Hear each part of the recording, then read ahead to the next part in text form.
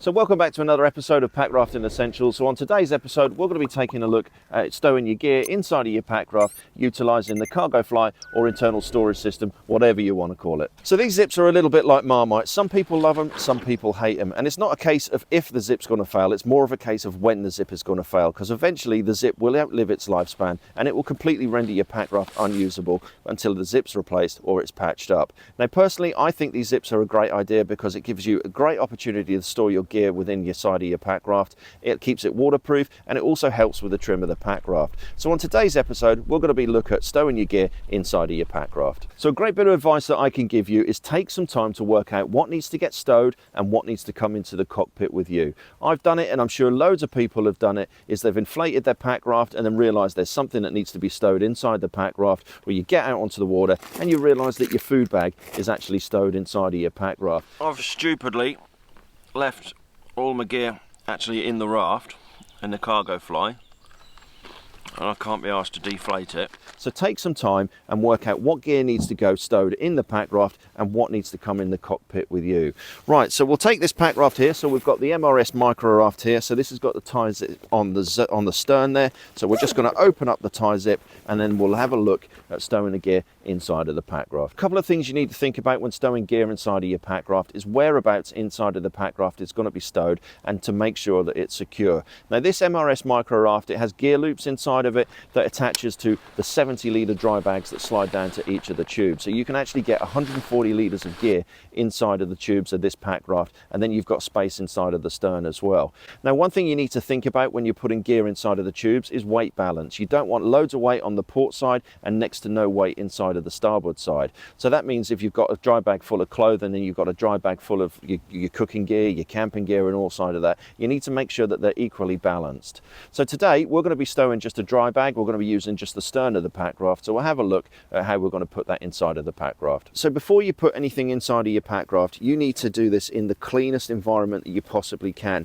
You need to protect these teeth on this zip.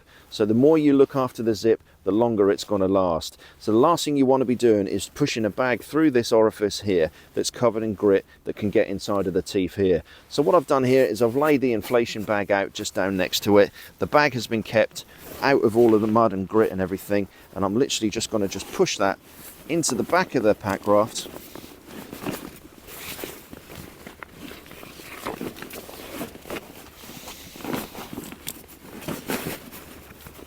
And what I'm going to do with this bag here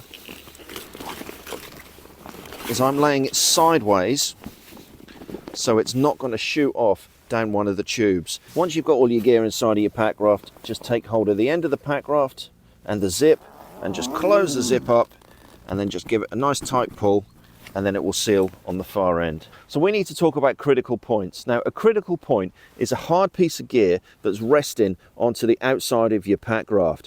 Now when your packraft is fully inflated and without any critical points, that's got a lot of give, so it can bounce off rocks, off branches and twigs like that without getting punctured. If you've got a critical point pushing up there, there's no give, so you've got more chance of your packraft getting punctured.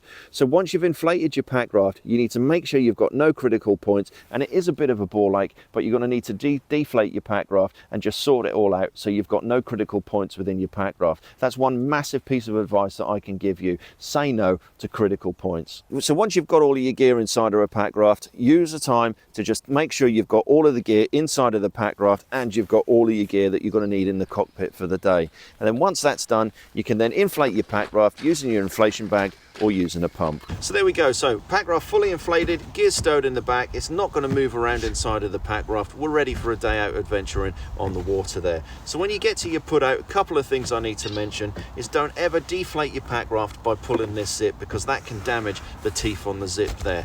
And the other thing we need to mention as well before opening the zip is just make sure your zip is clear from any debris that's on there. So it might need just a little wipe down with a cloth. So when you're ready to get your gear out of your packraft, just open your valve.